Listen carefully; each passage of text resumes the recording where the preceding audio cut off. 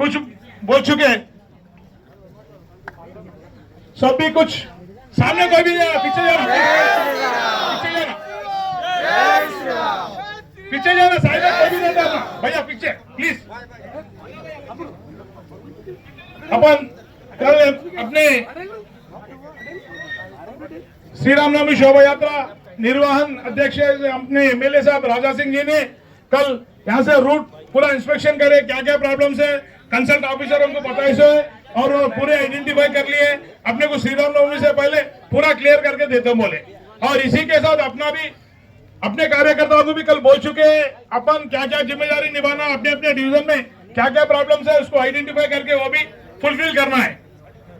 और रैली के टाइम पे अपने को गाड़ी दे जाती है, वो गाड़ी मूर्तियों की गाड़ी, वो मूर्ति के जिनको आइडेंटिफाई करके देते, शिवाजी महाराज की मूर्ति एक, शंकर जी की मूर्ति एक और राम जी की मूर्ति एक, ऐसा अपने करे 6-7 मूर्तियां रहते।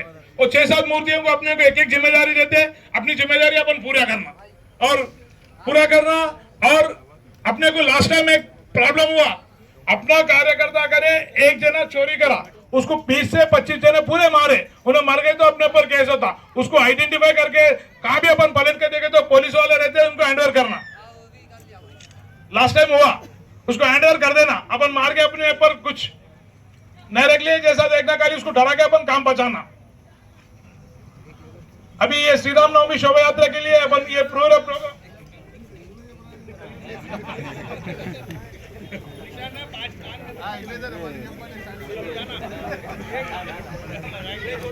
మనకు ఈ శ్రీరామనవమి శోభయాత్ర కోసం ఏవైతే పనులు ఉన్నాయో ఇవి అందరికి అప్పగించడం జరిగింది। అందరి పనులు అందరు కరెక్ట్ చేసినప్పుడే ఈ కార్యక్రమం సక్సెస్ అవుతుంది। దాంతో పాటు हेलो बोलो भारत माता की जय, जय श्री राम, जय श्री राम, जय श्री राम, जय श्री राम। सभी को जय श्री राम, जय श्री राम। देखो भाइयों, मैं चाहता हूं कि हमारे जितने भी राम भक्त हैं वो और हमारे साथ जुड़े। मैं चाहता हूं कि अभी तो इतनी जगह भरी है, अभी इतनी जगह भरना अभी बाकी है। मेरे भाइयों, हम यहाँ पर जय श्री राम का नारा लगाएंगे। हमारा जय श्री राम का नारा पूरे देश में गूंजना चाहिए। अभी तो बस मैं इतना ही कहूंगा, बोलो जय श्री राम, जय श्री राम। पीछे से आवाज नहीं आ रही मेरे भाइयों, बोलो जय श्री राम, जय श्री राम, जय श्री राम, जय श्री राम। भारत माता की जय, भारत माता की जय। धन्यवाद। మనసప్పుడు ఎక్కువ వస్తలేదు। రామ లక్ష్మణ్ జానకి ఇంతసేపటి నుంచి ఎవరి గురించి మనం వెయిట్ చేస్తుంది? పక్కానా?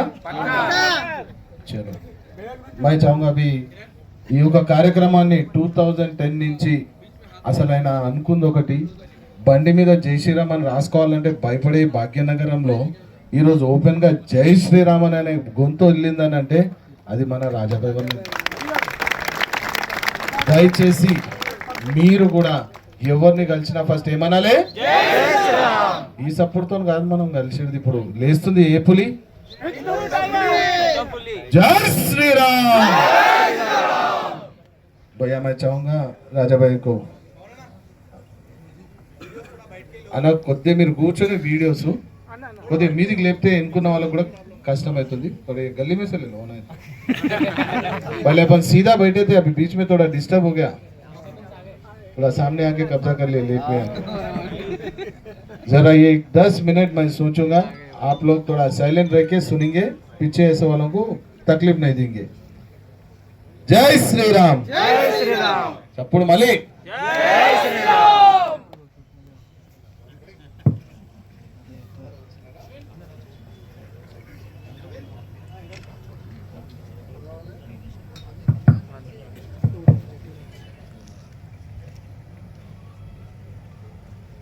పోయి సంవత్సరం ఒక వాలంటీర్ మీటింగ్ మనం ఇక్కడ పెట్టుకున్నాం కదా, పోయి సంవత్సరం ఎంతమంది వచ్చినారు?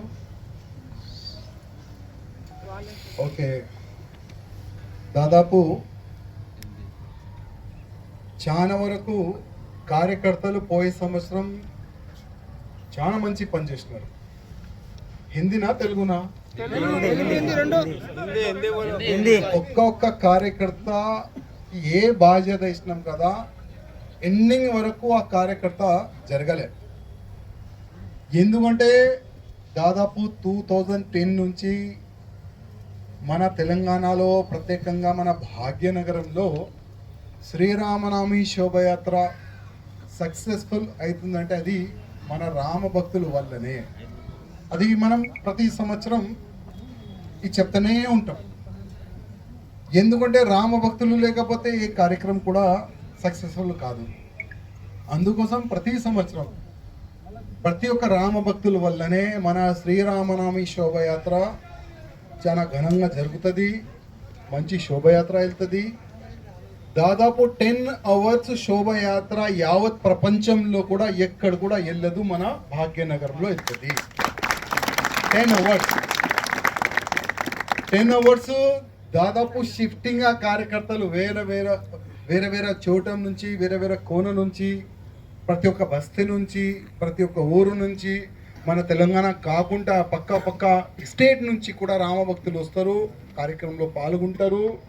మంచిగా జై శ్రీరామ్ స్లోగన్ ఇచ్చి ముందుకెళ్తారు, ఆడతాడు, పాడతారు, మళ్ళీ వాళ్ళ ప్లేస్లో ప్రశాంతంగా వెళ్ళిపోతారు. ఈ ప్రత్యేకంగా మన శ్రీరాముడు ఆశీర్వాదం ప్రతి ఒక్క రామ భక్తుల పైన ఉంటుంది అనుకోండి. ఎంత ఎండ ఉంటుంది, ఎంత భయంకరమైన ఎండ ఉంటుంది మీ అందరికీ తెలుసు. కానీ ఆ స్వయం దేవుడే మన నెత్తి పైన చేయి పెడతారు, ఆ విధంగా ఫీలింగ్ వస్తుంది. నీ కింద అంతా నేను పైన ఉంటా. కానీ ఆ రోజు ఆకలి కూడా కాదు, వాటర్ తాగని కూడా యాదు కూడా ఉండదు. జస్ట్ రామ భక్తులే కనబడతారు మనం. అంత మంచి కార్యక్రమం ఎవ్రీ ఇయర్ జరుగుతుంది. అదేవిధంగా ఇప్పుడు మనము పోయే సంవత్సరము ఎక్కడెక్కడ తప్పులు జరిగినాయి, ఈ సంవత్సరం ఆ తప్పులని మనం ఏ విధంగా కరెక్ట్ చేసుకోవచ్చు, పోయే సంవత్సరం అన్నీ కూడా మనం నోట్ చేసుకున్నాము. ఇప్పుడు కొంతమంది కార్యకర్తలు మాట్లాడినారా పవన్జీ, ఎట్లా ఇంకా ఎంత బాగా చేస్తే బాగుంటుందని, ఇంకా ఏదైనా సజెషన్? ఓకే, ఎవరైనా సజెషన్ ఇవ్వాలంటే కూర్చొని ఎవరు కూడా లేవకూడదు. పోయే సంవత్సరం మీ అనుభవం ఉండొచ్చు, ఇది మంచి జరిగింది, కానీ దీనికి ఇంకా ఈ విధంగా చేస్తే చాలా బాగుంటుంది అనేవాళ్ళు ఎవరైనా ఉంటే కొద్దిగా కూర్చొని చేయలేపట్టండి. ఓకే, కింద కూర్చొని చెప్పు.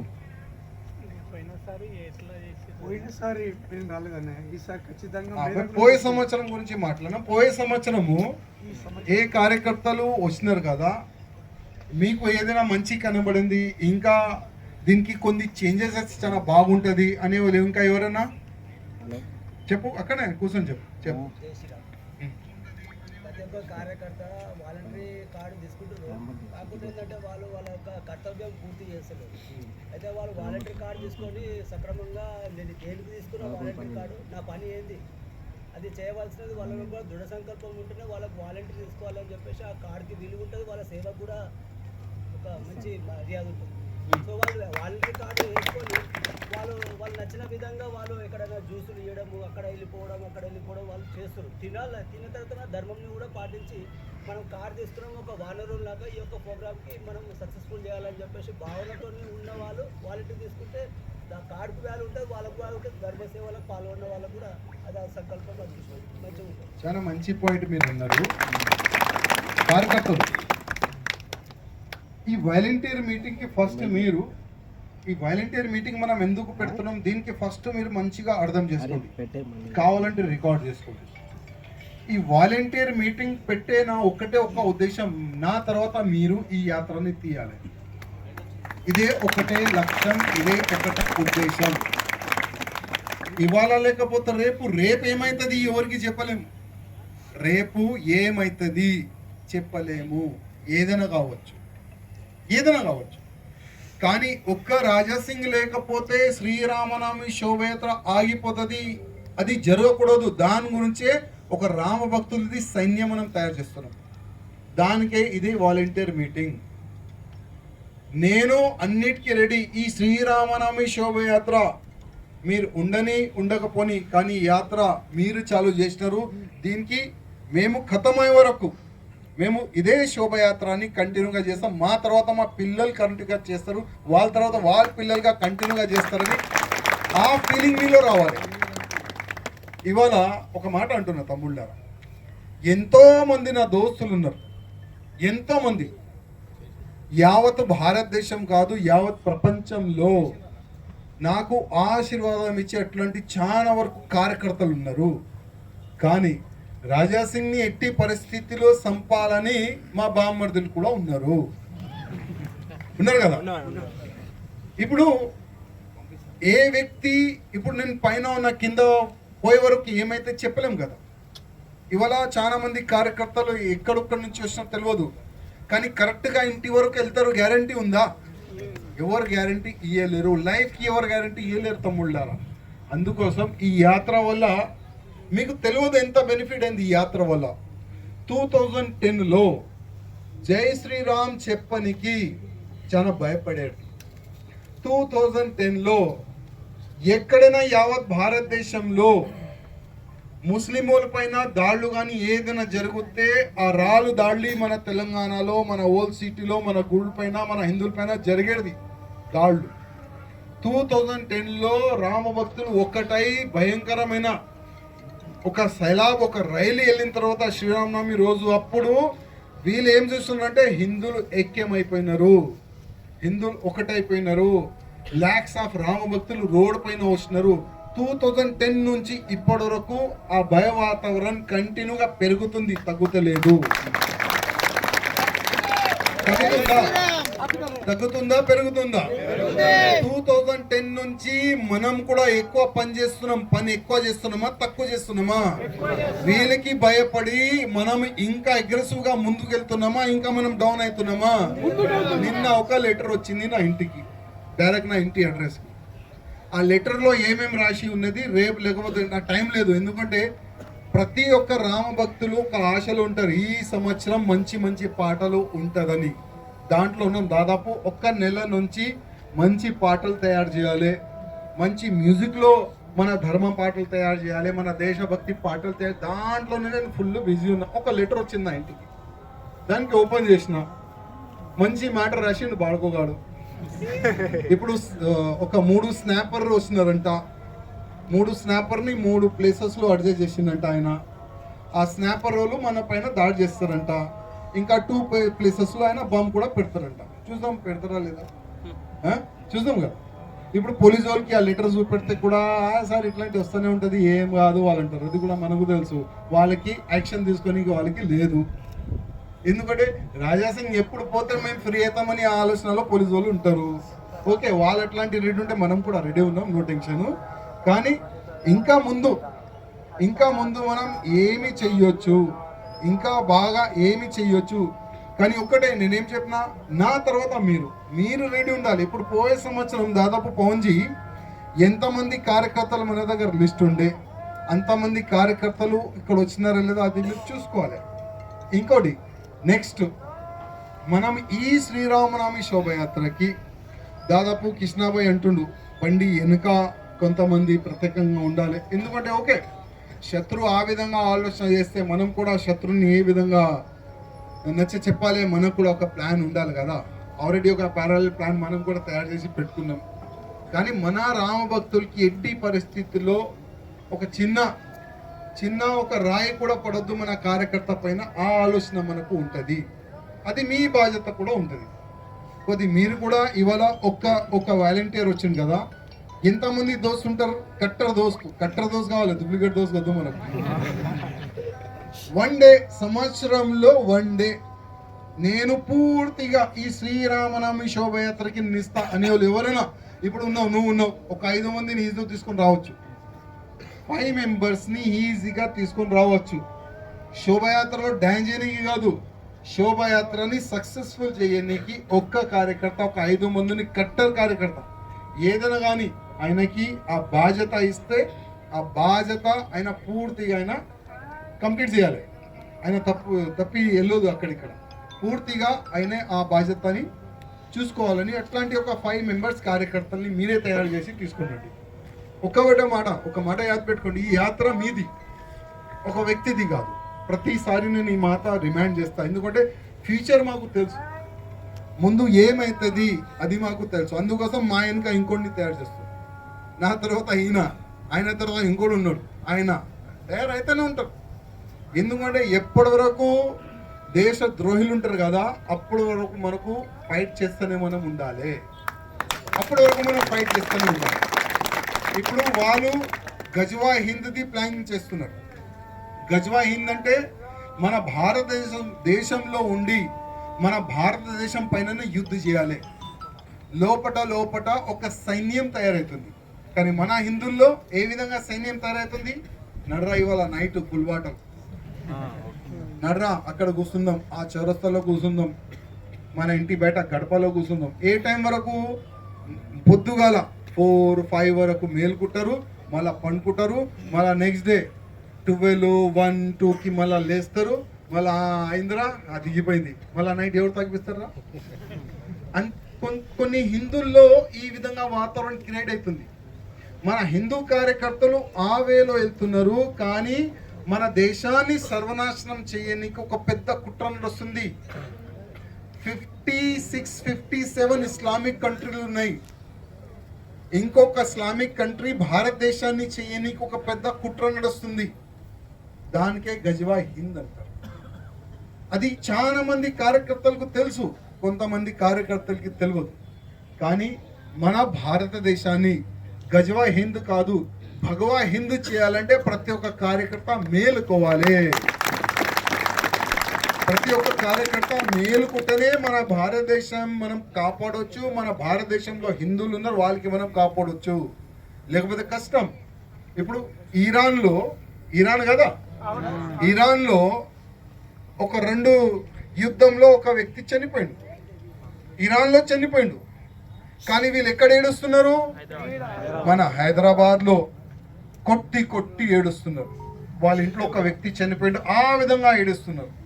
ఆ విధంగా రోడ్లు జామ్ చేస్తున్నారు, ఆ విధంగా పోలీస్ పైన దాడి చేస్తున్నారు, ఆ విధంగా గల్లీలు మొత్తం డ్యామేజ్ చేస్తున్నారు, గల్లీలు మొత్తం ప్యాక్ చేస్తున్నారు. మన తెలంగాణ కాదు, ఇది మన హైదరాబాద్ కాదు, యూపీ కానీ, మధ్యప్రదేశ్ కానీ, మహారాష్ట్ర కానీ, భారతదేశంలో ప్రతి ఒక్క స్టేట్లో ఒక వీళ్ళు తమాషా చేస్తున్నారు కదా. అరే భయ్, ఇప్పుడు ఆ ఓవైసీ అరుస్తుండు, ఇరాక్లో మా వ్యక్తిని చంపేసినారు. నేను చెప్పిన చాలా వరకు ఇరాక్లో ఉన్న మన భారతీయులకి తీసుకొని రానికి ఇక్కడ నుంచి ఫ్లైట్లు పోతున్నాయి, ఖాళీ ఫ్లైట్లు పోతున్నాయి. అక్కడ నుంచి నింపి తీసుకొని రావాలి కదా. అరే ఓవైసీ, నీలో దమ్ము ఉంటే మీ ఎంతమంది పోతారు చెప్పండి, ఆ ఫ్లైట్ నింపి పంపించేద్దాం. ఒక పీడ పోతుంది, ఒక దళిద్రం పోతుంది. కానీ దమ్ము లేదు. ఇప్పుడు ఒక కుక్క చూసినారా, ఒక అరిసే కుక్క ఒక్కడు ఉంటాడు, ఒక కరిసే కుక్క ఒక్కడు ఉంటాడు. ఓవైసీ కానీ ఓవైసీ అట్లాంటి వ్యక్తులు అరిసే కుక్కలు, కరిసే కుక్కలు కాదు. ఇట్లాంటి అరిసే కుక్కలే అక్కడిక్కడ రోడ్లు జామ్ చేసి వాళ్ళు అరుస్తున్నారు, కానీ ఏం కాదు. ఇప్పుడు యూపీలో ఒక మంచి పోలీస్ ఆఫీసర్ ఉన్నాడు, మంచి చెప్పిండు, అరే అంతా మీకు బాధ ఉంటే వెళ్ళిపోండి రా భయ్, వెళ్ళిపోండి ఇరాక్కి. అంత దమ్ము ఉంటే అక్కడ గన్లు కూడా ఇస్తారు, దమ్ము ఉంటే కొట్లాడండి. కానీ దమ్ము లేదు, అడిసే కుక్కలు కదా. అందుకోసం వాళ్ళు రెడీ అవుతున్నారు. మనం ఏది విధంగా రెడీ కావాలి అది మనం ఆలోచన పెట్టుకోవాలి తమ్ముళ్ళారా. నెక్స్ట్ చెప్తున్నా కదా, యుద్ధమే. ఎవరు కొట్లాడతాడు ఆయననే ఉంటాడు, ఎవరు కొట్లాడకపోతే కష్టం. ఇంకా నేను అనుకుంటున్నా 10 years తర్వాత శ్రీరామనవమి శోభయాత్ర కష్టమే. 10 years తర్వాత శ్రీరామనవమి శోభయాత్ర కానీ, ఛత్రపతి శివాజీ మహారాజు శోభయాత్ర కానీ, మన హిందూ ఆల్ ఫెస్టివల్ మనం గ్రాండ్గా చేయడానికి కష్టం అనుకోండి. ఎందుకు? మనం ఒక స్కీమ్లో నడుస్తున్నాం, హమ్దో హమారేదో. మన హిందువులు ఏమి స్కీమ్ ఉన్నది? హమ్దో హమారేదో. ఈ ముస్లింలు ఒక స్కీమ్లో నడుస్తున్నారు, హమ్ 5 హమారే 50. హమ్ 5 హమారే 50. వాళ్ళు ఆ స్కీమ్లో ఎందుకు నడుస్తున్నారు? ఎందుకంటే భారతదేశంలో వాళ్ళ జనాభా పెరగాలి. ఇప్పటికే 35% వాళ్ళు ఉన్నారు. ఇంకా 10-15 years తర్వాత ఆ 35% డబల్ చేయండి, ఎంత అయిపోయింది? 70%. ఎన్ని కోట్లు అయిపోయినారు వాళ్ళు? 70 crores. వాళ్ళ సంఖ్య పెరిగింది. పాకిస్తాన్ డైవర్ట్ అయింది మన భారతదేశం నుంచి, బంగ్లాదేశ్ డివైడ్ అయిపోయింది. ఇంకొక వాళ్ళ దేశం అడుగుతారు, ఇంకొక ముక్క అడుగుతారు. వాళ్ళు ఒక జనాభా పెరిగితే ఒక ముక్క అయినా అడుగుతారు, లేకపోతే భారతదేశానికి ఒక ఇస్లామిక్ స్టేట్ గా కన్వర్ట్ చేయండి అని వాళ్ళు మొత్తం ఫైట్ చేస్తారు. దానికి అంటారు గజ్వా హింద్. ఒక మాట తమ్ముళ్ళారు, ఇరాక్ లో ఆయన వ్యక్తి చనిపోతే వాళ్ళు ఇక్కడ ఎంతమంది లాక్స్ ఆఫ్ పీపుల్ రోడ్ పైన వచ్చి ఫైట్ చేస్తున్నారు, రోడ్ పైన వచ్చి అరుస్తున్నారు, రోడ్ పైన వచ్చి ఏడుస్తున్నారు. ఒకవేళ మన భారతదేశానికి పాకిస్తాన్కి భయంకరమైన ఒక యుద్ధం జరిగితే బాబాసాహెబ్ అంబేద్కర్ గారు ఒక పుస్తకంలో ఒక మాట రాసిండు. చాలా మంది ఇక తెలియదు బాబాసాహెబ్ అంబేద్కర్ గారు ఏం రాసినారు. బాబాసాహెబ్ అంబేద్కర్ గారు ఏం రాసినారంటే, ఒకవేళ భారతదేశంలో ఉన్న ముస్లిం వాళ్ళు ఒకవేళ ప్రమాదం మన భారతదేశానికి వస్తే ఫస్ట్ ప్రిఫరెన్స్ వాళ్ళు ఇస్లాంకి ఇస్తారు, భారతదేశానికి కాదు అని స్వయం బాబాసాహెబ్ అంబేద్కర్ గారు చెప్పిన మాటలు ఇది. ఒకవేళ భారతదేశానికి ఇస్లామిక్ కంట్రీకి ఏదైనా ఇస్లామిక్ కంట్రీకి యుద్ధం జరిగితే భారతదేశంలో ఉన్న ముస్లింలు భారత్ వైపు ఉంటారా లేక ఇస్లాం వైపు ఉంటారా? ఇది మనం కాదు, బాబాసాహెబ్ అంబేద్కర్ గారు ఆ సమయంలోనే రీసెర్చ్ చేసి మరియు ఒక పుస్తకంలో రాసిన మన బాబాసాహెబ్ అంబేద్కర్. అందుకోసం ఎప్పుడు కూడా వీళ్ళపైన మనం నమ్మకం చేయకూడదు. అందుకోసం హమ్దో హమారేదో ఆ స్కీమ్ తీసేయండి. మనం కూడా 5 మెంబర్స్ మనం మన పిల్లని మనం కనాలి, లేకపోతే ఫ్యూచర్ కష్టం అనుకోండి. ఫ్యూచర్ చాలా అంటే చాలా కష్టం. అందుకోసం మన జనాభా మన భారతదేశంలో కూడా పెరగాలి. పెరగకపోతే వచ్చే సమయంలో బొట్టు పెట్టని కూడా మీ పైన చాలా నేసిస్తారు వీళ్ళు. ఆ విధంగా ఒక మూమెంట్ క్రియేట్ అవుతుంది తమ్ముళ్ళారా. ఏమంటారు మీరు? కరెక్టేనా లేదా? అమిత్ షా గారు ఒక సర్వే ఇస్తున్నారు కదా, 1950లో మన హిందువులు ఎంతమంది ఉండే, 1950లో ముస్లిం జనాభా ఎంత ఉండే. ప్రతి 5 yearsలో మన జనాభా తగ్గుతుంది, వాళ్ళ జనాభా పెరుగుతుంది. మన జనాభా తగ్గుతుంది, వాళ్ళ జనాభా. దీనికే మీరు అర్థం చేసుకోండి మనం ఎక్కడ వెళ్తున్నాం, వాళ్ళు ఎక్కడ వెళ్తున్నారు. వాళ్ళు ఒకటే ఒక టార్గెట్ తమ్ముళ్ళారా, గజ్వా హింద్, భారతదేశాన్ని ఇస్లామిక్ కంట్రీ చేయాలి. వాళ్ళు ఒక సంకల్పం తీసుకున్నారు. చూద్దాం మనం కూడా మన హిందువులు ఒకవేళ మేలుకుంటే మన భారతదేశంలో ఉన్న హిందువులని మనం కాపాడుకోవచ్చు, లేకపోతే కష్టం. ఒకవేళ మన హిందువుల జనాభా పెరిగిపోతే భారతదేశంలో ఒకవేళ వాళ్ళకి ఒక సమయం వస్తుంది భారతదేశం ఇడిచి వెళ్ళాలంటే వాళ్ళకి 56 to 57 కంట్రీస్ ఉన్నది. ఏదో ఒక కంట్రీలో వాళ్ళు సెట్ అవుతారు కదా. ఒకవేళ వాళ్ళ సంఖ్య 70% పెరిగిపోతే మనం ఎక్కడ ఉరకాలి? ఉందా ఏదైనా దేశం? లేదు కదా. అప్పుడు ఔరంగజేబ్ సమయంలో ఒక చేతిలో కత్తి, ఇంకొక చేతిలో గ్రీన్ బుక్ పట్టుకున్నారు. ఈ గ్రీన్ బుక్ ని యాక్సెప్ట్ చేస్తావా లేకపోతే చచ్చిపోతావా అంటే చాలా మంది గ్రీన్ బుక్ ని పట్టుకొని కన్వర్ట్ అయిపోయినారు, చాలా మంది చనిపోయినారు. ఆ సమయం మళ్ళీ వస్తుంది. అందుకోసం కొద్దిగా మీరు కూడా ఆలోచన చేయండి. మన భారతదేశాన్ని కాపాడుకోవాలంటే ప్రతి ఒక్క హిందూ కార్యకర్త మౌత్ క్యాన్వేసింగ్ స్టార్ట్ చేయండి. మౌత్ క్యాన్వేసింగ్. చాలా మంది ఇక్కడ యువకులు ఉన్నారు. హమ్దో హమారేదో ఆ స్కీమ్ అయితే మీరు మర్చిపోండి. మీ ఫ్యామిలీని కాపాడాలంటే హమ్దో హమారేదో కాదు, హమ్ 5 ఉండాలి. కావాలంటే ఒక సల్మాన్ని తీసుకొని రండి గిఫ్ట్గా. హమ్ 10 యాడ్ చేయండి, ఇంకొక 5. వాళ్ళు చేస్తున్నారు కదా లవ్ జిహాద్, 7, 6 పెళ్లి చేసుకుంటారు. టార్గెట్ మన హిందూ అమ్మాయిని చేస్తున్నారు కదా. మీరు కూడా చేయండి. మేము ప్రొటెక్షన్ కూడా ఇస్తాం, కావాలంటే ఉండడానికి ప్లేస్ కూడా ఇస్తాం. ఒక వ్యక్తి తీసుకొని పోయిండు నిన్ననే, ఇప్పుడు పోలీస్ స్టేషన్లో నడుస్తుంది ఆ కేసు. వాళ్ళకి ఫుల్ సపోర్ట్ మనం ఇస్తున్నాం. ఓకే, ఇప్పుడు ఈ సంవత్సరం కూడా శ్రీరామనవమి శోభయాత్ర చాలా వైభవంగా సక్సెస్ఫుల్ చేయాలంటే ప్రతి ఒక్క కార్యకర్త సంకల్పం తీసుకోవాలి. ప్రతి ఒక్క కార్యకర్త ఇప్పుడు మీలాగా ఒక 5 మెంబర్స్ తయారు కావాలి. ఇంకోటి ఒక 2 days ముందు అంటే 25కి పవన్జీ, 25కి ఒక కార్యకర్తలు ఒక మీటింగ్ పెట్టుకోండి.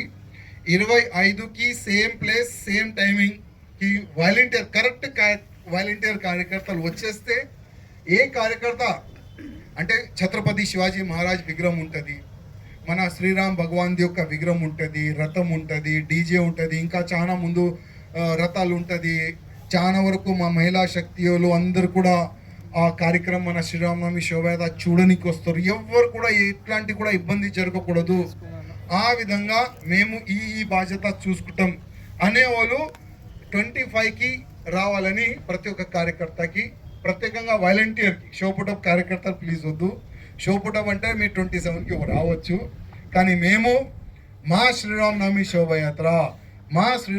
శోభయాత్రకి ఈ సంవత్సరం కూడా సక్సెస్ఫుల్ చేస్తామని ఆ కార్యకర్తలే 25కి రావాలని నేను కార్యకర్తలకి కోరుతున్నాను. ఇంకా ఏదైనా క్వశ్చన్ మీకు ఒక్కటి చెప్పిండు, ఇంకా ఎవరైనా ఉన్నారా? లేరు కదా, సమాప్తం చేద్దామా? ఏ టైంకి వచ్చినారు? क्या समय पर है आप लोग? 7 बजे। तो चलो ये साल भी, ये वर्ष भी हम लोग भगवान श्री रामचंद्र जी की जन्मोत्सव के शुभ अवसर पर भव्य रूप से शोभा यात्रा हम लोग निकालेंगे। किसी प्रकार की कोई दिक्कत ना आए उस विषय पर भी हम ध्यान देंगे। एक एक कार्यकर्ता, एक 5 ऐसे कार्यकर्ताओं को लाना है जो हमारे इस श्री रामनवमी शोभा यात्रा को सक्सेसफुल, अच्छे से अच्छा सक्सेसफुल कर सके, ऐसी भावना वाले कार्यकर्ताओं को लेकर आइए।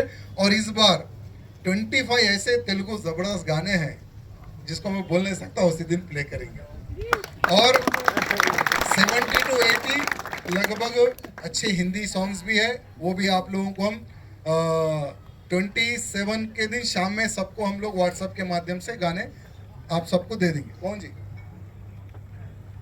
ఓకే పవన్ జీ, ఇంకా మీరు చూడండి. జై శ్రీరామ్. భయ్య చెప్పినట్టు